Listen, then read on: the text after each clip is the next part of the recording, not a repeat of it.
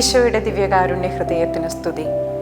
ക്രിസ്മസിൻ്റെ ഈ ഒരുക്ക ദിനങ്ങളിൽ ക്രിസ്മസ് നമുക്ക് വിനയത്തിൻ്റെയും ലാളിത്യത്തിൻ്റെയും പാഠങ്ങൾ പഠിപ്പിച്ചു തരുന്നു. രാജകീയ മഹത്വത്തിന് പകരം ഒരു പുൽക്കൂട്ടിൽ കാലിത്തൊഴുത്തിൽ ജനിച്ച ദൈവപുത്രൻ നമ്മെ പഠിപ്പിക്കുന്നത് എളിമയുടെയും ലാളിത്യത്തിൻ്റെയും പാഠങ്ങളാണ്. ഒരു ക്രിസ്മസ് രാത്രി ദേവാലയം തിളങ്ങിക്കൊണ്ടിരുന്നു. അലങ്കാരവും സംഗീതവും നിറഞ്ഞ രാത്രി.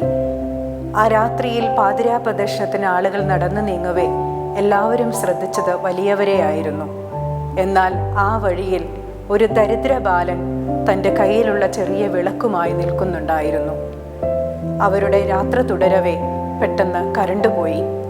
അപ്പോൾ അടുത്ത് നിൽക്കുന്നവർക്ക് പ്രകാശമേകിയത് ആ ദരിദ്ര ബാലൻ്റെ കയ്യിലെ ചെറിയ വിളക്കിലെ വെട്ടമാണ്.